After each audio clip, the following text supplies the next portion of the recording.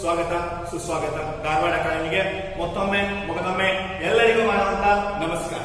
ಹಾಗಾದ್ರೆ ಇವತ್ತಿನ ದಿನ ನಾನು ನಿಮ್ ಜೊತೆ ಹಂಚಿಕೊಳ್ಳುವಂತ ವಿಷಯ ಯಾವುದಂತ ಕೇಳಿದ್ರೆ ಜಿಕೆ ಅಂತ ಕರಿತೀವಿ. ಏನ್ ಸರ್? ಜಿಕೆ ಅಂತ ಕರಿತೀವಿ. ಸೊ ಇದೇ ಜಿಕೆ ಕನ್ನಡದಲ್ಲಿ ಏನಂತ ಕರೀತಾರೆ ಅಂತ ಕೇಳಿದ್ರೆ ಸಾಮಾನ್ಯ ಅಧ್ಯಯನ ಅಂತ ಕರೀತಾರೆ. ಸೊ ಸಾಮಾನ್ಯ ಅಧ್ಯಯನ ಅಂತ ಅಂದ್ರೆ ನಾವು ಯಾವ ರೀತಿ ಯುನಿಟೆಡ್ ಸಬ್ಜೆಕ್ಟ್ ಅಂತ ಕರಿತೀವಿ. ಇವಾಗ ಹಿಸ್ಟ್ರಿ ಆಗಿರ್ಬೋದು, ಜಾಗ್ರಫಿ ಆಗಿರ್ಬೋದು, ಐಸಿ ಆಗಿರ್ಬೋದು, ಹೀಗೆ ಹಲವಾರು ವಿಷಯಗಳನ್ನ ಯುನಿಟೆಡ್ ಸಬ್ಜೆಕ್ಟ್ ಆಗಿ ನೋಡ್ತಾ ಹೋಗ್ತೀವಿ.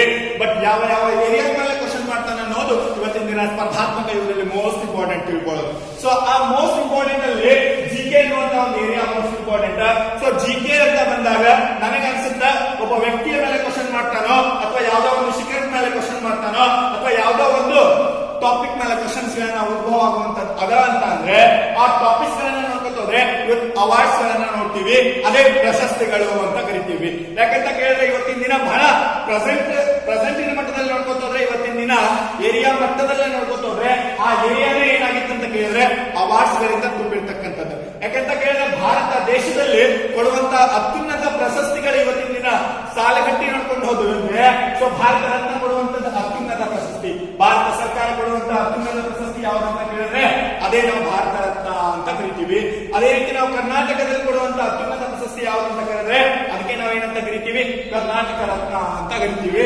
ಹಾಗೇನೆ ನಾನು ನಿಮಗೆ ತಿಳಿಸುವಂತ ವಿಷಯ ಫ್ರೆಂಡ್ಸ್ ಏನಂತ ಕೇಳಿದ್ರೆ ನಾವು ಓದುವಂತದ್ದು ಯಾವ ರೀತಿ ಬ್ರಾಡ್ ಥಿಂಕಿಂಗ್ ಇರ್ಬೇಕಂತ ಕೇಳಿದ್ರೆ ನಾನು ಇಲ್ಲಿ ತೋರಿಸ್ತಾ ಇದ್ದೀನಿ ನೋಡಿ, ಡಾಟಾ ಮುಖಾಂತರ ನಾನು ತೋರಿಸ್ಬೇಕಾದ್ರೆ ಇಲ್ಲಿ ಒಂದೇ ಸಬ್ಜೆಕ್ಟ್ ಅಲ್ಲಿ ಯಾವ ರೀತಿ ಇರ್ಬೇಕಂತ ಕೇಳಿದ್ರೆ ಒಂದ್ಸರಿ ಒಂದ್ ಕಲ್ಲಲ್ಲೇ ಎರಡು ಹತ್ತಿ ಬಿಡಿಸುವಂತ ಒಂದು ಕೆಪಾಸಿಟಿ ನಮ್ಮಲ್ಲಿ ಬರ್ಬೇಕು. ಯಾಕಂತ ಕೇಳಿದ್ರೆ ಒಂದ್ ಕಲ್ಲಲ್ಲಿ ಎರಡು ಹತ್ತಿ ಯಾವ ರೀತಿ ಬೀಳ್ತಾವ ಅಂತ ಕೇಳಿದ್ರೆ ನಾವು ಓದಿದ್ರಲ್ಲಿ ನಮ್ಮದೇ ಆಗಿರ್ತಕ್ಕಂಥ ಒಂದು ಶೈಲಿಯಿಂದ ಓದ್ಕೊತ ಹೋಗ್ಬೇಕು. ಸೊ ಪ್ರತಿಯೊಬ್ರು ಓದ್ತಾರೆ ಫ್ರೆಂಡ್ಸ್, ಬಟ್ ಓದುವಂತ ಶೈಲಿ ಯಾರಿಗೆ ಡಿಫ್ರೆಂಟ್ ಥಿಂಕ್ ಇರುತ್ತೋ ಅವ್ರು ಜಲ್ದಿ ಏನಾಗ್ತಾರೆ ಸೆಲೆಕ್ಷನ್ ಪೀಪಲ್ಸ್. ಸೊ ಅದಕ್ಕಾಗಿ ಹೇಳೋದು ಇಲ್ಲಿ ನಾನು ಹೇಳೋದು ಫಸ್ಟ್ ಭಾರತ ದೇಶ ಕೊಡುವಂತ ಅತ್ಯುನ್ನತ ಕ್ರೀಡಾರಂಗದ ಪ್ರಶಸ್ತಿ ಯಾವುದು ಫ್ರೆಂಡ್ಸ್? ಅದು ಯಾರಿಗಾದ್ರೂ ಗೊತ್ತಿದ್ರೆ ಅದೇ ರಾಜೀವ್ ಗಾಂಧಿ ಖೇಲ ರತ್ನ ಪ್ರಶಸ್ತಿ ಅಂತ ಕರಿತೀವಿ. ಏನ್ ಫ್ರೆಂಡ್ಸ್? ರಾಜೀವ್ ಗಾಂಧಿ ಖೇಲ ರತ್ನ ಪ್ರಶಸ್ತಿ ಅಂತ ಕರಿತೀವಿ. ಹಾಗಾದ್ರೆ ರಾಜೀವ್ ಗಾಂಧಿ ಖೇಲ ರತ್ನ ಪ್ರಶಸ್ತಿ ಅಂತ ಕೊಟ್ಟಾಗ ಫ್ರೆಂಡ್ಸ್ ರಾಜೀವ್ ಗಾಂಧಿ ಖೇಲ ರತ್ನ ಪ್ರಶಸ್ತಿ ಏನಾಗಿತ್ತು? ಭಾರತ ದೇಶ ಕೊಡುವಂತಹ ಕ್ರೀಡಾ ಕ್ಷೇತ್ರದಲ್ಲಿಯೇ ಅತ್ಯುನ್ನತ ಪ್ರಶಸ್ತಿ ಯಾವುದು ಫ್ರೆಂಡ್ಸ್? ಅದೇ ಯಾವುದು? ಭಾರತ ದೇಶ ಕೊಡುವಂತಹ ಕ್ರೀಡಾ ಕ್ಷೇತ್ರದಲ್ಲಿ ಕೊಡುವಂತಹ ಅತ್ಯುನ್ನತ ಫ್ರೆಂಡ್ಸ್ ಯಾವ್ದು? ರಾಜೀವ್ ಗಾಂಧಿ ಖೇಲ ರತ್ನ ಪ್ರಶಸ್ತಿ. ಹಾಗಾದ್ರೆ ರಾಜೀವ್ ಗಾಂಧಿ ಖೇಲ ರತ್ನ ಪ್ರಶಸ್ತಿ ಯಾವಾಗ ಸ್ಥಾಪನೆ ಆಯಿತು ಅಂತ ಕ್ವಶನ್ ಆದ್ರೆ ಅದೇ 1992 ಅಲ್ಲಿ. ಸೊ ಯಾವಾಗ ಫ್ರೆಂಡ್ಸ್? 1992ರಲ್ಲಿ ತನ್ನದೇ ಆದಂತಹ ಒಂದು ಕ್ಷೇತ್ರದಲ್ಲಿ ಸಾಧನೆ ಮಾಡಿದವರಿಗೆ, ಕ್ರೀಡಾ ಕ್ಷೇತ್ರದಲ್ಲಿ ಸಾಧನೆ ಮಾಡಿದವರಿಗೆ ರಾಜೀವ್ ಗಾಂಧಿ ಖೇಲ ರತ್ನ ಪ್ರಶಸ್ತಿ ಕೊಡೋಣ ಅಂತ ಹೇಳಿ ಭಾರತ ಸರ್ಕಾರ ಚಿಂತನೆ ಮಾಡಿತು ಫ್ರೆಂಡ್ಸ್. ಹಾಗಾದ್ರೆ ಹೆಸರನ್ನ ರಾಜೀವ್ ಗಾಂಧಿ ಕೊಡಬೇಕಾದ್ರೆ ನಾವು ತಿಳ್ಕೋಬೇಕು ಫ್ರೆಂಡ್ಸ್, ರಾಜೀವ್ ಗಾಂಧಿನ ಯಾಕೆ ಕೊಟ್ಟರು? ಯಾಕ್ರಿ ನಮ್ಮ ಹೆಸರು ಕೊಡಬೇಕಾಗಿತ್ತು, ಅದಲ್ಲದೆ ನಮ್ಮ ಮುತ್ತನ ಹೆಸರು ಕೊಡಬೇಕಾಗಿತ್ತಲ್ಲ, ಇದೇ ಯಾಕೆ ಕೊಟ್ಟರು ಅಂತ ನಾವು ಸ್ವಲ್ಪ ಯೋಚನೆ ಮಾಡಿದಾಗ ಫ್ರೆಂಡ್ಸ್ ಭಾರತ ದೇಶದ ಅತಿ ಕಿರಿಯ ಪ್ರಧಾನಿ ಯಾರು ಫ್ರೆಂಡ್ಸ್? ಅವರೇ ಯಾರೇ? ರಾಜೀವ್ ಗಾಂಧಿ. ಯಾರೇ? ರಾಜೀವ್ ಗಾಂಧಿ. ಹಾಗಾದ್ರೆ ಆತನ ವಯಸ್ಸು ಎಷ್ಟಾಗಿತ್ತು ಅಂತ ಕೇಳಿದ್ರೆ 40 ವರ್ಷ ಫ್ರೆಂಡ್ಸ್. ಹಾಗಾದ್ರೆ ಭಾರತದ ಪ್ರಧಾನಿ ಆಗ್ಬೇಕಾದ್ರೆ ಲೋಕಸಭೆಯಲ್ಲಿ ಅರ್ಹತೆ ಪಡಿಬೇಕಾಗುತ್ತೆ ಫ್ರೆಂಡ್ಸ್. ಆ ಚುನಾವಣೆಗೆ ಅರ್ಹತೆ ಪಡಿಬೇಕಾದ್ರೆ ಎಷ್ಟು ಏಜ್ ಬೇಕ್ರಿ? ಅದೇ ಎಷ್ಟೇ? 25 ವರ್ಷ ಬೇಕು. ಎಷ್ಟೇ? 25 ವರ್ಷ. ಭಾರತದ ಪ್ರಧಾನಿ ಆಗ್ಬೇಕಾದ್ರೆ ಚುನಾವಣೆಗೆ ಸ್ಪರ್ಧೆ ಮಾಡಬೇಕಾದ್ರೆ ಅದರ ಅರ್ಹತೆ ಎಷ್ಟೇ? 25 ವರ್ಷ ಬೇಕು. ಹಾಗಾದ್ರೆ ರಾಜೀವ್ ಗಾಂಧಿ ಎಷ್ಟಾಯ್ತನ್ನ ಪ್ರಧಾನಿ ಆಗಿದ್ದಾರೆ ಅಂತ ಕೇಳಿದ್ರೆ 40 ವರ್ಷ. ಸೊ 40 ವರ್ಷದಲ್ಲೇ ತಾನು ಪ್ರಧಾನಿ ಆಗಿದ್ದಾನೆ ಅಂತ ಕೇಳಿದ್ರೆ ಭಾರತದ ಅತಿ ಕಿರಿಯ ಪ್ರಧಾನಿ ಇದ್ದಾನೆ. ಸೊ ಅದಕ್ಕಾಗಿ ಭಾರತದ ಎಷ್ಟನೇ ಪ್ರಧಾನಿ ಅಂತ ಕ್ವಶನ್ ಆಗುತ್ತೆ ಫ್ರೆಂಡ್ಸ್. ಅದೇ ಎಷ್ಟನೇ ಫ್ರೆಂಡ್ಸ್? 6ನೇಯ ಪ್ರಧಾನಿಯಾಗಿ ಆಯ್ಕೆ ಆಗ್ತಾರೆ ಫ್ರೆಂಡ್ಸ್. ಹಾಗಾದ್ರೆ ಇವರ ಹತ್ಯೆ ಮಾಡಿರ್ತಕ್ಕಂಥ ತಂಡದ ಹೆಸರೇನಂತ ಒಂದ್ಸರಿ ಕ್ವಶನ್ ಆಗಿತ್ತು ಫ್ರೆಂಡ್ಸ್. ಯಾಕೆಂತ ಕೇಳಿದ್ರೆ ತಮಿಳುನಾಡಿನಲ್ಲಿ ತನ್ನದೇ ಆದಂತ ಒಂದು ಕಾರ್ಯಕ್ರಮದಲ್ಲಿ ಭಾಗವಹಿಸುತ್ತಾರೆ. ಆ ಒಂದು ಸಂದರ್ಭದಲ್ಲಿ LTTE ಅಂತಕ್ಕಂಥ ತಂಡ ಈ ಒಂದು ಹತ್ಯೆದಲ್ಲಿ ಭಾಗವಹಿಸಿಕೊಂಡು ಬಿಡುತ್ತಾರೆ. ಸೊ ಅದಕ್ಕಾಗಿ ರಾಜೀವ್ ಗಾಂಧಿ ಹತ್ಯೆ ಆಗ್ಬಿಡುತ್ತಾ. ಸೊ ಅವಾಗ ಎಲ್ಲರ ಚಿಂತನೆ ಮಾಡುವಂತದ್ದು ರಾಜೀವ್ ಗಾಂಧಿ ಭಾರತದ ಅತಿ ಹಿರಿಯ ಪ್ರಧಾನಿಯಾಗಿದ್ದ. ಸೊ ಆತನ ಹೆಸರು ಅತಿ ಸವಿನೆನಪಿಗಾಗಿನೇ ಭಾರತ ಏನ್ ಮಾಡೋಣ ಅಂತ ಕೇಳಿದ್ರೆ ಸರ್ಕಾರ ಕೊಡುವಂತದ್ರಲ್ಲಿ ಅತ್ಯುನ್ನತ ಪ್ರಶಸ್ತಿ ಯಾವುದಾಗಿರ್ಬೇಕು ಅಂತ ಆದ್ರೆ ಅತಿ ಕಿರಿಯ ವ್ಯಕ್ತಿ ಆಗಲಿ ಆತನೇ ರಾಜೀವ್ ಗಾಂಧಿ ಆಗಿದ್ದ. ಸೊ ರಾಜೀವ್ ಗಾಂಧಿ ಅತಿ ಕಿರಿಯ ಕಿರಿಯರಂತ ಅಂದ್ರೆ ಪ್ರಶಸ್ತಿ ಯಾವುದಾಗಿರ್ಬೇಕು, ಅತಿ ಕಿರಿಯ ಮಟ್ಟದಲ್ಲಿ ಸಾಧನೆ ಮಾಡಿರ್ತಕ್ಕಂಥದ್ದು ವ್ಯಕ್ತಿಗಳಿಗೆ ಕೊಡೋಣ ಅಂತ ಅಂದಾಗ ಫಸ್ಟ್ ಒಂದೇನಾಗಿತ್ತು ಅಂತ ಫ್ರೆಂಡ್ಸ್, ಕ್ರೀಡಾ ಕ್ಷೇತ್ರದಲ್ಲಿ ಸಾಧನೆ ಮಾಡಿರ್ಬೇಕು. ಯಾಕಂತ ಅಂದ್ರೆ ಫ್ರೆಂಡ್ಸ್, ತಾವು ತಿಳ್ಕೊಳ್ಳಿ, 50 ವರ್ಷ 60 ವರ್ಷ 70 ವರ್ಷದಲ್ಲಿ ಯಾರಾದ್ರೂ ಕ್ರೀಡಾ ಕ್ಷೇತ್ರದಲ್ಲಿ ಸಾಧನೆ ಮಾಡ್ತಾರ ಫ್ರೆಂಡ್ಸ್? ಇಲ್ಲ ಅಲ್ಲ. ಸೊ ಅದಕ್ಕಾಗಿನೇ ಏನಾದ್ರೂ ಈ ಕೆಲಸವನ್ನ ಮಾಡಬೇಕಾದ್ರೆ, ಸೊ ಕ್ರೀಡಾ ಕ್ಷೇತ್ರದಲ್ಲಿ ತನ್ನ ಸಾಧನೆಯನ್ನ ಸಾಧಿಸಬೇಕಾದ್ರೆ ಕ್ರೀಡಾಪಟುಗಳು ಅವರು ಅತಿ ಕಿರಿಯ ಕ್ರೀಡಾಪಟುಗಳಾಗಿರ್ತಾರೆ. ಸೊ ತನ್ನದೇ ಆದಂತಹ ವಯಸ್ಸಿನಲ್ಲೇ ಕಡಿಮೆ ಆಗಿರ್ತಾರೆ. ಸೊ ಅದಕ್ಕಾಗಿನೇ ತಿಳ್ಕೊಳ್ಳಿ ಫ್ರೆಂಡ್ಸ್, ರಾಜೀವ್ ಗಾಂಧಿ ಖೇಲ್ ರತ್ನ ಪ್ರಶಸ್ತಿ ಹೆಸರನ್ನೇ ರಾಜೀವ್ ಗಾಂಧಿ ಯಾಕಿತ್ತು ಅಂತ ಕೇಳಿದ್ರೆ, ಅತಿ ಕಿರಿಯ ವಯಸ್ಸಿನಲ್ಲೇ ಭಾರತದ ಪ್ರಧಾನಿಯಾಗಿದ್ದ. ಸೊ ಅದಕ್ಕಾಗಿನೇ ಕಿರಿಯ ವಯಸ್ಸಿನಲ್ಲಿ ಸಾಧನೆ ಮಾಡಿರ್ತಕ್ಕಂಥ ಕ್ರೀಡಾಪಟುಗಳಿಗೆ ಒಂದು ಏನ್ ಮಾಡಬೇಕಾಗಿತ್ತು ಕೇಳಿದ್ರೆ ಸತ್ಕಾರ ಮಾಡಬೇಕಾಗಿತ್ತು. ಸೊ ಅದಕ್ಕಾಗಿನೇ ರಾಜೀವ್ ಗಾಂಧಿ ಖೇಲ್ ರತ್ನ ಪ್ರಶಸ್ತಿ ಸ್ಥಾಪನೆ ಮಾಡಿದ್ರು. ಫ್ರೆಂಡ್ಸ್, ಯಾವಾಗಲೂ ಒಂದು ಸ್ಥಾಪನೆ ಮಾಡ್ತೀವಿ ಅಂತ ಹೇಳಿದ್ರೆ, ಒಂದು ಫೌಂಡೇಶನ್ ಸ್ಟಾರ್ಟ್ ಮಾಡಿ ಒಂದು ಮನೆ ಕಟ್ಟಬೇಕಾದ್ರೆ ಫ್ರೆಂಡ್ಸ್, ಸೊ ಫೌಂಡೇಶನ್ ಕೇವಲ ಫೌಂಡೇಶನ್ ಆಗೇ ಉಳ್ಕೊಳ್ಳಲ್ಲ. ಸೊ ಫೌಂಡೇಶನ್ ಆದ ತಕ್ಷಣ ನಾವು ಅಂತೀವಿ ಮನೆಗೆ ರೂಪ ಹಾಕೋಣ. ಹಾಗಾದ್ರೆ ಇಲ್ಲಿ ಫೌಂಡೇಶನ್ ಏನಾಗಿತ್ತು ಫ್ರೆಂಡ್ಸ್? ರಾಜೀವ್ ಗಾಂಧಿ ಆಗಿತ್ತು. ಸೊ ಅದೇ ರಾಜೀವ್ ಗಾಂಧಿ ಖೇಲ್ ರತ್ನ ಪ್ರಶಸ್ತಿ ಯಾರು ಮಾಡ್ಕೊಂಡ್ರು ಪ್ರಥಮವಾಗಿ ಅಂತ ಕ್ವಶನ್ ಆಗುತ್ತೆ ಫ್ರೆಂಡ್ಸ್. ಮೊನ್ನೆ PSI ನೀವೇ ನೋಡಿದ್ರಿ, ಕ್ವಶನ್ಸ್ ಏನಾಗಿತ್ತು? ಭಾರತ ದೇಶ ಕೊಡುವಂತಹ ರಾಜೀವ್ ಗಾಂಧಿ ಖೇಲ್ ರತ್ನ ಪ್ರಶಸ್ತಿ ಮೊಟ್ಟ ಮೊದಲ ಪಡೆದ ವ್ಯಕ್ತಿ ಯಾರು ಅಂತ ಕ್ವಶನ್ ಆಗಿತ್ತು ಫ್ರೆಂಡ್ಸ್. ಅವರೇ ಯಾರಿ? ವಿಶ್ವನಾಥನ್ ಆನಂದ್. ಯಾರೇ? ವಿಶ್ವನಾಥನ್ ಆನಂದ್. ಫ್ರೆಂಡ್ಸ್, ವಿಶ್ವನಾಥನ್ ಆನಂದ್ ಕೇವಲ ಭಾರತ ದೇಶ ಕೊಡುವಂತಹ ರಾಜೀವ್ ಗಾಂಧಿ ಖೇಲ್ ರತ್ನ ಪ್ರಶಸ್ತಿ ಪಡೆದ ಮೊದಲ ವ್ಯಕ್ತಿ ಯಾರು ಅಂತ ಕ್ವಶನ್ ಆದ್ರೆ ವಿಶ್ವನಾಥನ್ ಆನಂದ್ ಅಂತ ಅಂತೀವಿ ಫ್ರೆಂಡ್ಸ್. ವ್ಯಕ್ತಿ ಹೆಸರು ಕೇಳಿದ್ರೆ ವಿಶ್ವನಾಥನ್ ಆನಂದ್ ಅಂತೀವಿ. ಅದೇ ಎಲ್ಲರಿಗೂ ಏನ್ ಅನಿಸುತ್ತೆ ಅಂತ ಕೇಳಿದ್ರೆ ಆತ ಬರೀ ವ್ಯಕ್ತಿ ಹೆಸರು ಕೇಳ್ತಾನೆ ಅಂತ ಅಲ್ಲ ಫ್ರೆಂಡ್ಸ್, ಇಲ್ಲಿ ತನ್ನ ಏರಿಯಾ ಬದಲಾವಣೆ ಮಾಡಿರ್ತಾನೆ. ಆತ ಮಾಡಿರ್ತಕ್ಕಂಥ ಕ್ರೀಡೆಯ ಸಾಧನೆ ಯಾವುದು ಅಂತ ಕ್ವಶನ್ ಆಗುತ್ತೆ. ಅದೇ ಯಾವುದು ಫ್ರೆಂಡ್ಸ್? ಚದುರಂಗ ಅಂತ ಕರಿತೀವಿ, ಅದಕ್ಕೆ ಚೆಸ್ ಅಂತ ಕರಿತೀವಿ. ಹಾಗಾದ್ರೆ ಫ್ರೆಂಡ್ಸ್, ಕೇವಲ ನಾವು ಓದಬೇಕಾಗಿದ್ದು ಆತನ ವ್ಯಕ್ತಿಯ ಹೆಸರು ಅಷ್ಟೇ ಅಲ್ಲ, ನಾವು ಓದಬೇಕಾಗಿದ್ದು ಆತ ಮಾಡಿರ್ತಕ್ಕಂಥ ಸಾಧನೆಯ ಏರಿಯಾ ಮೇಲೆ ಕ್ವಶನ್ ಗಳನ್ನ ಉದ್ಭವ ಆಗ್ತಾವ. ಯಾಕಂತ ಅಂದ್ರೆ ಫ್ರೆಂಡ್ಸ್, ಇವತ್ತು ನಾವು KPSC ಲೆವೆಲ್ ಅಲ್ಲಿ ಓದ್ತಾ ಇದ್ದೀವಿ. ಸೊ KS ಲೆವೆಲ್ ಅಲ್ಲಿ ಓದ್ತಾ ಇದ್ದೀವಿ ಅಂತ ಅಂದ್ರೆ ಅತಿ ಗಪ್ತಾಗಿ ಓದುವಂತ ಒಂದು ಕ್ಷಣವನ್ನ ನಾವು ನೋಡ್ಕೊಂಡು ಹೋದ್ವಿ ಅಂದ್ರೆ ಚದುರಂಗ ಅಂತ ಕೇಳಿದ್ರೆ ಚದುರಂಗವನ್ನ ಯಾಕೆ ಕೊಟ್ಟರು? ಹಾಗಾದ್ರೆ ಭಾರತ ನನ್ನ ಕ್ವಶನ್ ಫ್ರೆಂಡ್ಸ್ ಏನಂತ ಕೇಳಿದ್ರೆ, ಭಾರತ ದೇಶದ ರಾಷ್ಟ್ರೀಯ ಕ್ರೀಡೆ ಯಾವ್ದಂತ ಅಂತೀವಿ ನಾವು? ಹಾಕಿ ಅಂತ ಅಂತೀವಿ. ಹಾಕಿಯನ್ನ ಯಾಕೆ ಕೊಡ್ಲಿಲ್ಲ, ಚದುರಂಗವನ್ನ ಯಾಕೆ ಕೊಟ್ಟರು ಅಂತ ಕ್ವಶನ್ ಮಾಡ್ತೀರಲ್ಲ ಫ್ರೆಂಡ್ಸ್. ಸೊ ಫ್ರೆಂಡ್ಸ್, ಕ್ವಶನ್ ಮಾಡಬೇಕಾದ್ರೆ ಚದುರಂಗ 6ನೆಯ ಶತಮಾನದಲ್ಲಿಯೇ ತನ್ನ ಪಾರುಪತ್ಯ ಸಾಧಿಸಿರ್ತಕ್ಕಂಥ ಕ್ರೀಡೆಯಾಗಿತ್ತು. ಎಷ್ಟನೇ ಶತಮಾನದಲ್ಲಿ? 6ನೆಯ ಶತಮಾನದಲ್ಲಿಯೇ ತನ್ನ ಪಾರುಪತ್ಯ ಸಾಧಿಸಿರ್ತಕ್ಕಂಥ ಕ್ರೀಡೆ ಆಗಿತ್ತು. ಜೊತೆಗೆ ಚದುರಂಗದ ಮೇಲೆ ಕ್ವಶನ್ ಮಾಡಬೇಕಾದ್ರೆ ಚದುರಂಗದ ಆಟದ ಮನೆಗಳು ಸಿಗುವಂತ ಕ್ವಶನ್ ಆಗ್ತಾವು. ಸೊ ಅದು ತಿಳ್ಕೋಬೇಕು ಫ್ರೆಂಡ್ಸ್. 64 ಮನೆಗಳು. ಚದುರಂಗದಲ್ಲಿ ಇರ್ತಕ್ಕಂಥ ಮನೆಗಳ ಸಂಖ್ಯೆ ಎಷ್ಟು ಅಂತ ಕ್ವಶನ್ ಆಗುತ್ತೆ ಫ್ರೆಂಡ್ಸ್. ಅದೇನಂತ ಅಂತೀರಿ? 64 ಮನೆಗಳು. ರೀಸೆಂಟ್ ಮೊನ್ನೆ PSI ಕ್ವಶನ್ ಆಗಿತ್ತು, ಇದು 64 ಮನೆಗಳು. ಸೊ ಅದಕ್ಕಾಗಿ ಫ್ರೆಂಡ್ಸ್ ಚದುರಂಗ ಅಂತ ಅಂದ್ವಿ. ಹಾಗಾಗಿ ಚೆಕ್ಮೇಟ್ ಅನ್ನುವಂತ ಪದ ಎದಕ್ಕೆ ಸಂಬಂಧಪಟ್ಟಿದ್ದು ಅಂತ ಕ್ವಶನ್ ಆಗುತ್ತೆ. ಹಲವಾರು ಬಾರಿ ಕ್ವಶನ್ ಆಗಿದೆ ಫ್ರೆಂಡ್ಸ್, ಚೆಕ್ಮೇಟ್ ಅನ್ನುವಂತ ಪದ ಎದಕ್ಕೆ ಸಂಬಂಧಪಟ್ಟಿದ್ದು ಅಂತ, ಯಾವ ಕ್ರೀಡೆಗೆ ಸಂಬಂಧಪಟ್ಟಿದ್ದು ಅಂತ. ಸೊ ಅದನ್ನೇ ಅಂತೀವಿ ಫ್ರೆಂಡ್ಸ್ ಚದುರಂಗ ಅಂತ ಕರಿತೀವಿ. ಹಾಗಾದ್ರೆ 6 ಗ್ರೇಡರ್ ಅಂತಕ್ಕಂಥ ಬಗ್ಗೆ ಯಾವ ಒಂದು ಕ್ರೀಡಾ ಕ್ಷೇತ್ರದಲ್ಲಿ ಬಳಸ್ತಾರೆ ಅಂತ ಕ್ವಶನ್ ಆಗುತ್ತೆ ಫ್ರೆಂಡ್ಸ್. ಅದು ಅನ್ಕೊಳ್ಳಿ ಫ್ರೆಂಡ್ಸ್, ಅದೇ ಯಾವುದು 6 ಗ್ರೇಡರ್ ಅಂತ ಅಂದ್ರೆ ಸೊ ಅದು ಕೂಡ ಚದುರಂಗದಲ್ಲಿ ಬರ್ತಕ್ಕಂಥ ಪದ. ಸೊ 6 ಗ್ರೇಡರ್ ಅಂತಕ್ಕಂಥ ಬಗ್ಗೆ ಕೂಡ ಚದುರಂಗದಲ್ಲಿ ಬರ್ತಕ್ಕಂಥ ಪದ.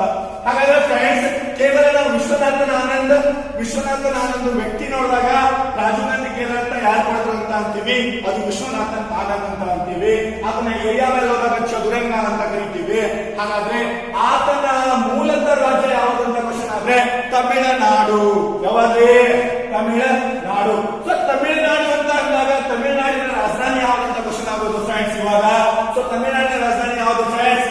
ಚೆನ್ನೈ ಅಂತ ಇವಾಗ ನಾವು ಕರಿತೀವಿ. ಹಾಗಾದ್ರೆ ಹಿಂದಿನ ಹೆಸರು ಏನಾಗಿತ್ತು ಅಂತ ಕರಿತೀವಿ? ಅದೇ ಮದ್ರಾಸ್. ಯಾವ್ದು ಫ್ರೆಂಡ್ಸ್? ಮದ್ರಾಸ್. ಯಾವ್ದ್ರಿ? ಮದ್ರಾಸ್ ಆಗಿತ್ತು. ಹಾಗಾದ್ರೆ ತಮಿಳುನಾಡಿನಲ್ಲಿ ನಾವು ಏನಂತ ಕರಿತೀವಿ? ಮದ್ರಾಸ್ ಅಂತ ಕರಿತೀವಿ. ಮರೀನಾ ಬೀಚ್ ಎಲ್ಲ ಇದೆ ಅಂತ ಕ್ವಶನ್ ಆಗುತ್ತೆ ಫ್ರೆಂಡ್ಸ್. ಅದು ಕೂಡ ತಮಿಳುನಾಡಿನಲ್ಲೇ ಇರ್ತಕ್ಕಂಥದ್ದು. ಅದ್ರ ಜೊತೆಗೆ ಇನ್ನೊಂದು ಕ್ವಶನ್ ಆಗುತ್ತೆ ಫ್ರೆಂಡ್ಸ್, ಜನಪ್ರಿಯ ಚಿತ್ರನಟ ಮೊದಲ ಸಿಎಂ ಆಗಿರ್ತಕ್ಕಂಥವ್ರು ಯಾರಂತ ಕ್ವಶನ್ ಆಗುತ್ತೆ. ಚಿತ್ರನಟ ಸಿಎಂ ಯಾರಾಗಿದ್ರು ಮೊದಲ ಅಂತ ಕರಿತೀವಿ ಫ್ರೆಂಡ್ಸ್? ಅವರೇ MGR ಅಂತ ಕರಿತೀವಿ. ಮತ್ತೆ ಸರ್ ರಾಮಚಂದ್ರನ್ ಅಂತ. ಸೊ MGR ಅಂತ ಕರಿತೀವಿ.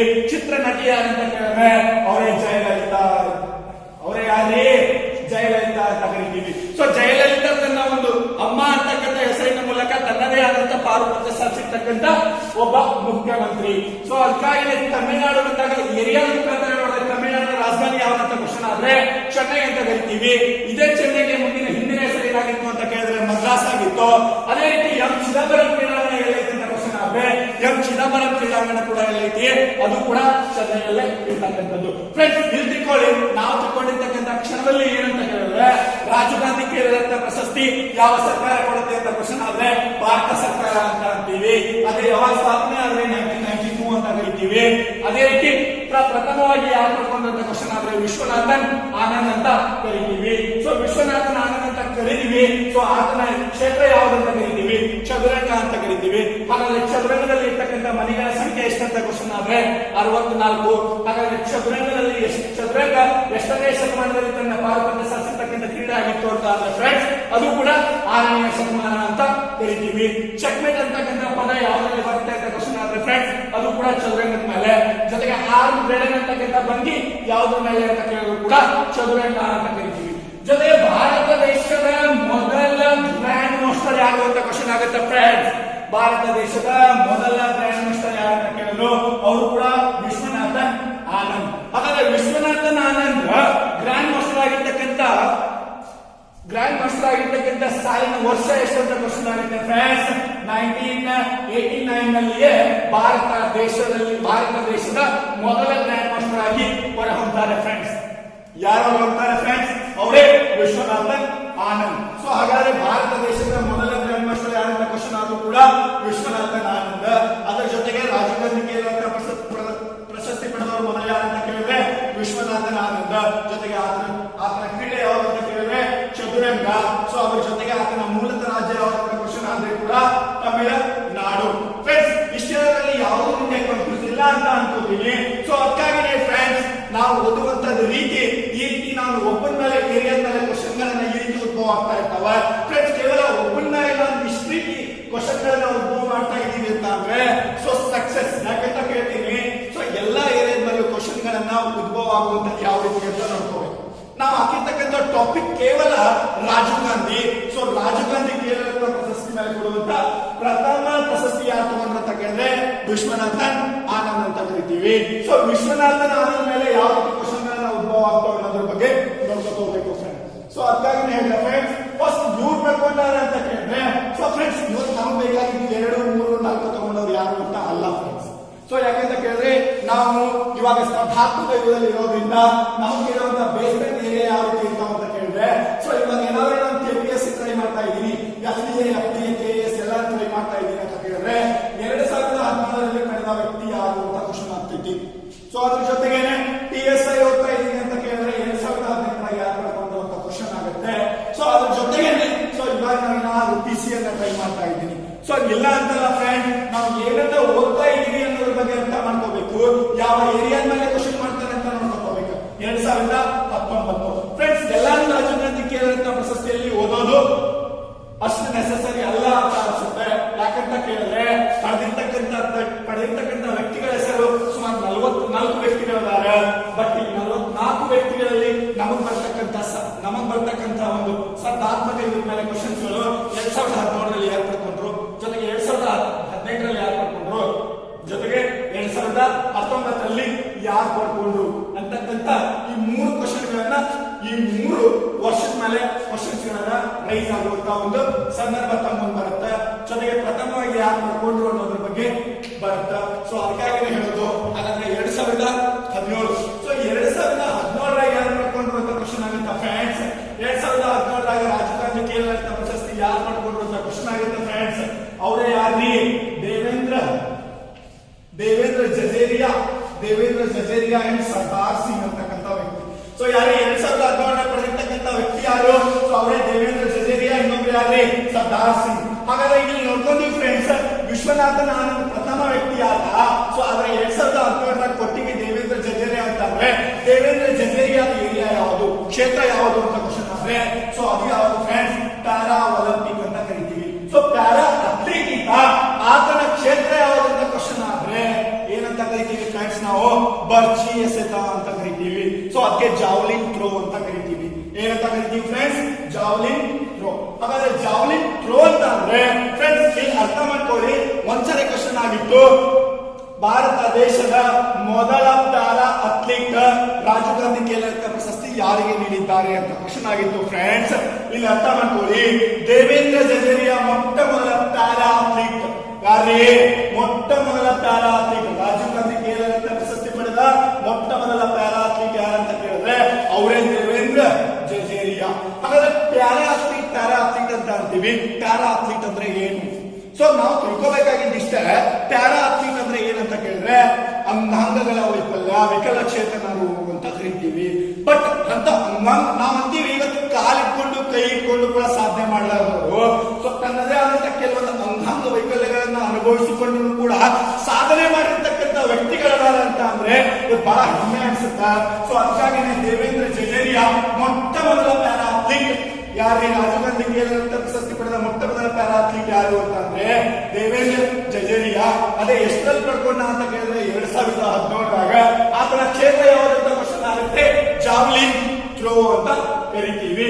ಕನ್ನಡ ಅಚ್ಚ ಕನ್ನಡದಲ್ಲಿ ಏನಂತ ಕರಿತೀವಿ ಅಂತ ಅಂದ್ರೆ ಅದೇ ಏನ್ರಿ ಬರ್ಚಿ ಎಸೆತ ಅಂತ ಕರಿತೀವಿ. ಜೊತೆಗೆ ಇನ್ನೊಬ್ರು ಯಾರು ಪಡ್ಕೊಂಡು ಇವ್ರ ಜೊತೆ ಅಂತ ಕೇಳಿದ್ರೆ ಸರ್ದಾರ್ ಸಿಂಗ್ ಅಂತಕ್ಕಂಥ ವ್ಯಕ್ತಿ. ಯಾರೇ ಸರ್ದಾರ್ ಸಿಂಗ್ ಅಂತಕ್ಕಂಥ ವ್ಯಕ್ತಿ. ಹಾಗಾದ್ರೆ ಕೇವಲ ಸರ್ದಾರ್ ಸಿಂಗ್ ದೇವೇಂದ್ರ ಜಜೇರಿಯಾ ನೋಡ್ಕೊಂಡಲ್ಲ, ಸರ್ದಾರ್ ಸಿಂಗ್ ನ ಕ್ಷೇತ್ರ ಯಾವುದು ಅಂತ ಕ್ವಶನ್ ಆಗುತ್ತೆ, ಹಾಕಿ. ಯಾವುದೇ ಹಾಕಿ ಆಗಿತ್ತು. ಸೊ ಹಾಕಿ ಅಂತ ಅಂದಾಗ ಭಾರತ ದೇಶದ ರಾಷ್ಟ್ರೀಯ ಕ್ರೀಡೆ ಯಾವುದು ಫ್ರೆಂಡ್ಸ್? ಕ್ವಶನ್ ಆಗುತ್ತೆ, ಭಾರತ ದೇಶದ ರಾಷ್ಟ್ರೀಯ ಕ್ರೀಡೆ ಯಾವುದು? ಸೊ ಅದೇ ಯಾವುದೇ ಹಾಕಿ, ಫೀಲ್ಡ್ ಹಾಕಿ ಅಂತ ಕರಿತೀವಿ. ಏನಂತ ಕರಿತೀವಿ? ಹಾಕಿ ಅಂತ ಕರಿತೀವಿ. ಸೊ ಹಾಕಿನ ನಾವು ರಾಷ್ಟ್ರೀಯ ಕ್ರೀಡೆ ಅಂತ ಯಾಕೆ ಒಪ್ಕೊಂಡಿವಿ ಅಂತ ಕ್ವಶನ್ ಆಗುತ್ತೆ. ಸೊ ಇಲ್ಲಿ ಬಂದ್ಬಿಡಿ ಫ್ರೆಂಡ್ಸ್, ರಾಷ್ಟ್ರೀಯ ಕ್ರೀಡೆ ಇರುವಂತ ಅಂದ್ರೆ ಕ್ರೀಡಾ ಕ್ಷೇತ್ರದಲ್ಲಿ ಹಾಗಾದ್ರೆ ರಾಷ್ಟ್ರೀಯ ಕ್ರೀಡಾಕೂಟ ದಿನಾಚರಣೆ ಯಾವಾಗ ಅಂತ ಕರಿತೀವಿ ಫ್ರೆಂಡ್ಸ್? ರಾಷ್ಟ್ರೀಯ ಕ್ರೀಡಾಕೂಟ ದಿನಾಚರಣೆ ಯಾವಾಗ? ಹಾಗಾದ್ರೆ ಫ್ರೆಂಡ್ಸ್ ರಾಷ್ಟ್ರೀಯ ಕ್ರೀಡೆ ಯಾವಾಗಂತ ಕ್ವಶನ್ ಆದಾಗ ಹಾಕಿ ಅಂತ ಕರಿತೀವಿ. ಹಾಗಾದ್ರೆ ರಾಷ್ಟ್ರೀಯ ಕ್ರೀಡಾ ದಿನಾಚರಣೆ ಯಾವಾಗ ಅಂತ ಕ್ವಶನ್ ಆಗುತ್ತೆ ಫ್ರೆಂಡ್ಸ್? ಅದೇ ಆಗಸ್ಟ್ 29. ಯಾವ ಸರ್? ಆಗಸ್ಟ್ 29. ಹಾಗಾದ್ರೆ ಫ್ರೆಂಡ್ಸ್ ಹಾಕಿ ರಾಷ್ಟ್ರೀಯ ಕ್ರೀಡೆ ಅಂತ ಕರೆದಾಗ ಭಾರತ ದೇಶದ ಹಾಕಿ ಮಾಂತ್ರಿಕ ಯಾರು ಅಂತ ಕ್ವಶನ್ ಆಗುತ್ತೆ ಫ್ರೆಂಡ್ಸ್. ಅವರೇ ಯಾರೇ? ಧ್ಯಾನಚಂದ. ಯಾರೇ? ಧ್ಯಾನಚಂದ. ಹಾಗಾದ್ರೆ ಭಾರತ ದೇಶದ ಹಾಕಿ ಮಾಂತ್ರಿಕ ಯಾರು? ಧ್ಯಾನಚಂದ. ಮೊಟ್ಟ ಮೊದಲ ಒಲಿಂಪಿಕ್ ಕ್ರೀಡೆಯಲ್ಲಿ ಪದಕನ್ನ ತಂದುಕೊಂಡಿರ್ತಕ್ಕಂಥ ವ್ಯಕ್ತಿ ಯಾರು ಅಂತ ಕೇಳಿದ್ರು, ಇವರೇ ಯಾರು? ಧ್ಯಾನಚಂದ. ಯಾರೇ? ಧ್ಯಾನಚಂದ. ಸೊ 1928 ನಡೆಸತಕ್ಕಂಥ ಅಮೃತಸರ್ ಡ್ಯಾಮ್ ಅಂತಕ್ಕಂಥದ್ರಲ್ಲಿ ತನ್ನದೇ ಆದಂತ ಪಾರುಪತ್ಯೆಯನ್ನ ಸಾಧಿಸಿಕೊಂಡು ಹಾಕಿ ಕ್ರೀಡೆಯಲ್ಲಿ ಮೊದಲ ಪದಕವನ್ನು ತಂದುಕೊಡ್ತಾರೆ. ಅವರೇ ಯಾರೇ? ಧ್ಯಾನಚಂದ. ಭಾರತ ದೇಶದ ಹಾಕಿ ಮಾಂತ್ರಿಕ ಯಾರಂತ ಹಲವಾರು ಬಾರಿ ಕ್ವಶನ್ ಆಗಿದೆ. ಸೊ ಅದೇ ಯಾವುದು? ಧ್ಯಾನಚಂದ ಅಂತ ಕರಿತೀವಿ. ಹಾಗಾದ್ರೆ ಧ್ಯಾನಚಂದ ಹುಟ್ಟಿರ್ತಕ್ಕಂತಹ ಮೂಲತಃ ರಾಜ್ಯ ಯಾವುದಂತ ಕ್ವಶನ್ ಆದ್ರೆ ಫ್ರೆಂಡ್ಸ್ ಉತ್ತರ ಪ್ರದೇಶ. ಯಾವುದು ಫ್ರೆಂಡ್ಸ್? ಉತ್ತರ ಪ್ರದೇಶ. ಯಾರ ಮೂಲತಃ ರಾಜ್ಯ ಇದು? ಧ್ಯಾನಚಂದ ಮೂಲತಃ ರಾಜ್ಯ. ಯಾವ ಮೂಲತಃ ರಾಜ್ಯ? ಧ್ಯಾನಚಂದ. ಹಾಗಾದ್ರೆ ಉತ್ತರ ಪ್ರದೇಶದ ರಾಜಧಾನಿ ಯಾವುದು ಫ್ರೆಂಡ್ಸ್? ಲಕ್ನೋ ಅಂತ ಕರಿತೀವಿ. ಹಾಗಾದ್ರೆ ಅಟಲ್ ಬಿಹಾರಿ ವಾಜಪೇಯಿ ಅಂತ ಕ್ವಶನ್ ಆದಾಗ ಫ್ರೆಂಡ್ಸ್ ಅಟಲ್ ಬಿಹಾರಿ ವಾಜಪೇಯಿ ಎಲ್ಲಿದೆ ಫ್ರೆಂಡ್ಸ್? ಅದು ಕೂಡ ಉತ್ತರ ಪ್ರದೇಶದ ಲಕ್ನೋದಲ್ಲಿ ಇರ್ತಕ್ಕಂಥದ್ದು. ಹಾಗಾದ್ರೆ ಅಟಲ್ ಬಿಹಾರಿ ವಾಜಪೇಯಿ ಕ್ರೀಡಾಂಗಣ ಇರೋದ್ರಲ್ಲಿ ಫ್ರೆಂಡ್ಸ್ ಉತ್ತರ ಪ್ರದೇಶದ ಲಕ್ನೋ ಅಂತ ಕರಿತೀವಿ ಫ್ರೆಂಡ್ಸ್. ಅದೇ ರೀತಿ ಉತ್ತರ ಪ್ರದೇಶದ ಲಕ್ನೋ ಅಂತ ನಾವು ಉತ್ತರ ಪ್ರದೇಶ ರಾಜ್ಯ ಯಾವುದು ಅಂತ ಕ್ವಶನ್ ಮಾಡ್ತೀವಿ ಫ್ರೆಂಡ್ಸ್. ಇದು ಧ್ಯಾನಚಂದನ ಮೂಲತಃ ರಾಜ್ಯ ಯಾವುದು? ಉತ್ತರ ಪ್ರದೇಶ. ಹಾಗಾದ್ರೆ ಉತ್ತರ ಪ್ರದೇಶದ ರಾಜಧಾನಿ ಯಾವುದು ಫ್ರೆಂಡ್ಸ್? ಲಕ್ನೋ ಅಂತ ಕರಿತೀವಿ. ಹಾಗಾದ್ರೆ ಅಟಲ್ ಬಿಹಾರಿ ವಾಜಪೇಯಿ ಕ್ರೀಡಾಂಗಣ ಎಲ್ಲಿದೆ ಅಂತ ಕ್ವಶನ್ ಆಗುತ್ತೆ ಫ್ರೆಂಡ್ಸ್. ಅದು ಕೂಡ ಲಕ್ನೋ. ಯಾವುದೇ? ಉತ್ತರ ಪ್ರದೇಶದ ಲಕ್ನೋ ಅಂತ ಕರಿತೀವಿ. ಜೊತೆಗೆ ಫೈಜಾಪುರ್ ಎಲ್ಲಿದೆ ಅಂತ ಕ್ವಶನ್ ಆಗುತ್ತೆ ಫ್ರೆಂಡ್ಸ್. ಅದು ಕೂಡ ಇಲ್ಲೇ ಇರ್ತಕ್ಕಂಥದ್ದು. ಜೊತೆಗೆ ಫ್ರೆಂಡ್ಸ್ ಮೊನ್ನೆ PSI ಕ್ವಶನ್ ಆಗಿತ್ತು, ಪ್ರಯಾಗರಾಜ್ ಅಂತಕ್ಕಂಥ ಹೆಸರು ಇವಾಗ ಯಾವ ಹೆಸರಿನಿಂದ ಮರುನಾಮಕರಣ ಆಯಿತು ಅಂತ ಕ್ವಶನ್ ಆಗುತ್ತೆ. ಸೊ ಅದೇ ಏನಂತ ಕರಿತೀವಿ ನಾವು? ಏನಂತ ಕರಿತೀವಿ? ಫೈಜಾಪುರನ್ನ ನಾವು ಏನಂತ ಕರಿತೀವಿ? ಪ್ರಯಾಗರಾಜ್ ಆಗಿ ಕರಿತೀವಿ. ಸೊ ಇಲ್ಲಿ ಪ್ರಯಾಗ್ ಅಂತಕ್ಕಂಥ ಸ್ಥಳಗಳು ಅಂತ ಅಂದಾಗ ಇಲ್ಲಿ ಏನ್ ಹೇಳ್ತಾವ್ರಿ? ಪ್ರಯಾಗಗಳು ಅಂತ ಕೇಳಿದ್ರೆ ಕುಂಭಮೇಳಗಳು ನಡೆಯುವಂತ ಸ್ಥಳ. ಏನ್ ಸರ್? ಪ್ರಯಾಗ ಅಂತಕ್ಕಂಥದ್ದು ದೇವ ಪ್ರಯಾಗ ಅಂತ ಕರಿತೀವಿ. ಸೊ ಕುಂಭಮೇಳ ನಡೆಯುವಂತ ಸ್ಥಳ. ಕ್ವಶನ್ ಆಗಿತ್ತು ಫ್ರೆಂಡ್ಸ್, ಧ್ಯಾನಚಂದ ಮೂಲತಃ ಯಾವ ರಾಜ್ಯದವ ಅಂತ ಕೇಳಿದ್ರೆ ಉತ್ತರ ಪ್ರದೇಶ. ಭಾರತದ ಹಾಕಿ ಮಾಂತ್ರಿಕ ಯಾರು ಅಂತ ಕ್ವಶನ್ ಆಗುತ್ತೆ ಫ್ರೆಂಡ್ಸ್. ಧ್ಯಾನಚಂದ್ರ, ಹಾಗಾದ್ರೆ ಲಕ್ನೋ ಇದೆ ರಾಜಧಾನಿ, ಉತ್ತರ ಪ್ರದೇಶದ ರಾಜಧಾನಿ. ಅಟಲ್ ಬಿಹಾರಿ ವಾಜಪೇಯಿ ವಿರಾಮ ಎಲ್ಲೈತೆ ಅಂತ ಕೇಳಿದ್ರೆ ಅದು ಎಲ್ಲೈತೆ ಫ್ರೆಂಡ್ ಅಂತ ಕೇಳಿದ್ರೆ ಲಕ್ನೋ ಅಂತ ಕರಿತೀವಿ. ಜೊತೆಗೆ ಪ್ರಯಾಗ್ ಅಂತಕ್ಕಂಥದ್ದು ಏನಂತ ಕೇಳಿದ್ರೆ 3 ನದಿಗಳು ಕೂಡುವಂತ ಒಂದು ಸಂಗಮ ಸ್ಥಳ. ಸೊ ಇಲ್ಲಿ ಕ್ವಶನ್ ಆಗುತ್ತೆ ಫ್ರೆಂಡ್ಸ್, ನಾನು ಇಲ್ಲಿ ಮಾತಾಡಿದ್ದೇನೆ ಅಂತ ಕೇಳಿದ್ರೆ ನಿಮ್ ಜೊತೆ ಕುಂಭಮೇಳಗಳು ನಡೀತಾವು ಅಂತ. ಹಾಗಾದ್ರೆ ಅರ್ಧ ಕುಂಭಮೇಳ ಯಾವಾಗ ನಡೀತದ ಅಂತ ಕ್ವಶನ್ ಆಗುತ್ತಾ ಫ್ರೆಂಡ್ಸ್? 6 ವರ್ಷ. ಅರ್ಧ ಕುಂಭಮೇಳ ನಡೆಯುವಂತಹ ವರ್ಷ ಎಷ್ಟು ವರ್ಷಕ್ಕೊಮ್ಮೆ ಅರ್ಧ ಕುಂಭಮೇಳ ನಡೆಯುತ್ತೆ ಅಂತ ಕ್ವಶನ್ ಆಗುತ್ತೆ ಫ್ರೆಂಡ್ಸ್? 6 ವರ್ಷ. ಪೂರ್ಣ ಕುಂಭಮೇಳ ಯಾವಾಗ ನಡೆಯುತ್ತೆ ಅಂತ ಕ್ವಶನ್ ಆಗುತ್ತೆ ಫ್ರೆಂಡ್ಸ್? ಅದೇ 12 ವರ್ಷ. ಹಾಗಾದ್ರೆ ಫ್ರೆಂಡ್ಸ್ ಇಲ್ಲಿ ತಿಳ್ಕೊಂಡ್ಬಿಡಿ, 6 ವರ್ಷದಲ್ಲಿ ಪೂರ್ಣ ಕುಂಭಮೇಳ ನಡೆಯುತ್ತೆ, 12 ವರ್ಷಗಳಿಗೊಮ್ಮೆ ಏನ್ ನಡೆಯುತ್ತೆ? ಪೂರ್ಣವಾಗಿ ನಡೆಯುತ್ತೆ. ಹಾಗಾದ್ರೆ ಅರ್ಧ ಕುಂಭಮೇಳ 6 ವರ್ಷಕ್ಕೊಮ್ಮೆ ನಡೆಯುತ್ತೆ ಅಂತ ಕೇಳಿದ್ರೆ ಪೂರ್ಣ ಮಹಾಕುಂಭಮೇಳ ಯಾವಾಗ ನಡೀತದೆ ಅಂತ ಕ್ವಶನ್ ಆಗುತ್ತೆ ಫ್ರೆಂಡ್ಸ್? ಮೊನ್ನೆ PSI ಕ್ವಶನ್ ಅಲ್ಲಿ ನೋಡ್ಕೊಂಡ್ರಿ ಫ್ರೆಂಡ್ಸ್, 144 ವರ್ಷಕ್ಕೊಮ್ಮೆ ಕುಂಭಮೇಳ ನಡೆಯುವಂಥದ್ದು. ಸೊ ಅದೇ ಯಾವಾಗ್ರಿ? ಮಹಾಕುಂಭಮೇಳ ನಡೆಯುವಂಥದ್ದು. ಫ್ರೆಂಡ್ಸ್ ಇಲ್ಲಿವರೆಗೆ ನಾನು ನಿಮ್ ಜೊತೆ ಹಂಚಿಕೊಂಡಿರುವಂತಹ ವಿಷಯ ಏನಾಗಿತ್ತು ಅಂತ ಕೇಳಿದ್ರೆ ರಾಜೀವ್ ಗಾಂಧಿ ಖೇಲ್ ರತ್ನ ಪ್ರಶಸ್ತಿ. ಫ್ರೆಂಡ್ಸ್ ಇದು ಇಷ್ಟಕ್ಕೆ ಸೀಮಿತ ಅಲ್ಲ. 2018 ಮತ್ತು 2019 ಸಾಲಿನಲ್ಲಿ ಯಾರ್ಯಾರು ಪಡ್ಕೊಂಡ್ರು ಅನ್ನೋದ್ರ ಬಗ್ಗೆ ಮುಂದಿನ ಒಂದು ಕ್ಲಾಸ್ ಅಲ್ಲಿ ನೋಡ್ಕೊಳ್ಳೋದಂತೆ. ಸೊ ಅದ್ರ ಜೊತೆಗೆ ನಾನು ಇವತ್ತಿನ ದಿನ ನಿಮ್ ಜೊತೆ ಹಂಚಿಕೊಂಡಿರುವಂತಹ ವಿಷಯ ಯಾವ್ದು ಅಂತ ಕೇಳಿದ್ರೆ ರಾಜೀವ್ ಗಾಂಧಿ ಖೇಲ್ ರತ್ನ ಪ್ರಶಸ್ತಿ. ಫ್ರೆಂಡ್ಸ್ ಈ ತರ ನೀವು ಕೂಡ ಓದೋದನ್ನ ರೂಢಿಯಲ್ಲಿ ಇಟ್ಕೊಳ್ಳಿ. ಸೊ ಯಾವ ರೀತಿ ಈ ಏರಿಯಾದಲ್ಲಿ ಕ್ವಶನ್ ಗಳನ್ನ ಮಾಡ್ತಾ ಇದ್ದಾರೆ ಅಂತ ಹೇಳಿದ್ರೆ, ಸೊ ಸ್ಪರ್ಧಾತ್ಮಕ ಯುಗದಲ್ಲಿ ನಾವು ಬ್ರಾಡ್ ಥಿಂಕಿಂಗ್ ಇರಬೇಕು, ಜೊತೆಗೆ ನಮ್ಮದೇ ಆಗಿರ್ತಕ್ಕಂಥ ಶೈಲಿಗಳಲ್ಲಿ ಓದ್ತಾ ಇರಬೇಕು. ಸೊ ಅದಕ್ಕಾಗಿ ಫ್ರೆಂಡ್ಸ್ ಎಲ್ಲರಿಗೂ ಮತ್ತೊಮ್ಮೆ ಧನ್ಯವಾದಗಳನ್ನ ಹೇಳ್ತಾ ನಿಮ್ಗೆ ಕೊನೆಯದಾಗಿ ಇನ್ನೊಂದು ಹೇಳಬೇಕಾದ್ರೆ, ಸೊ ಇವತ್ತಿನ ದಿನ ರಾಜೀವ್ ಗಾಂಧಿ ಖೇಲ್ ರತ್ನ ಪ್ರಶಸ್ತಿ ತಮ್ಮ ಮುಂದೆ ಇವತ್ತಿನ ದಿನ ನಾನು ಸಾಧಾರಣ ಪರಿಸ್ಥಿತಿ ಅಂತ ಅಂದ್ರೆ, ತಮ್ಗೆ ಏನಾದ್ರೂ ಈ ಒಂದು ವಿಡಿಯೋವನ್ನು ನೋಡಿದ ತಕ್ಷಣ ಏನಾದ್ರೂ ಲೈಕ್ ಕೊಡ್ಬೇಕಾದ್ರೆ ಲೈಕ್ ಅನ್ನ ಕೊಡಿ, ಜೊತೆಗೆ ಏನಾದ್ರೂ ಕಮೆಂಟ್ ಕೊಡ್ಬೇಕಾದ್ರೆ ಕಮೆಂಟ್ ಬಾಕ್ಸ್ ಅಲ್ಲಿ ಕಮೆಂಟ್ ಕೊಡಿ. ಸೊ ಅದ್ರ ಜೊತೆಗೆ ಏನಾದ್ರೂ ಈ ಒಂದು ವಿಡಿಯೋ ನನ್ನ ಲೈಫ್ ಅಲ್ಲಿ ಯೂಸ್ ಇದೆ ಅಂತ ತಿಳ್ಕೊಂಡು ಏನಾದ್ರೂ ಸಬ್ಸ್ಕ್ರೈಬ್ ಮಾಡಬೇಕಾದ್ರೆ ಸಬ್ಸ್ಕ್ರೈಬ್ ಕೂಡ ಮಾಡಿ, ಜೊತೆಗೆ ಲೈಕ್ ಮತ್ತು ಕೆಂಪು ಬಟನ್ ಇದೆ ಸರ್ ಅದು ಕೂಡ ಒತ್ತಿ ಅಂತ ಹೇಳೋದ್ರ ಜೊತೆಗೆ ಮತ್ತೊಮ್ಮೆ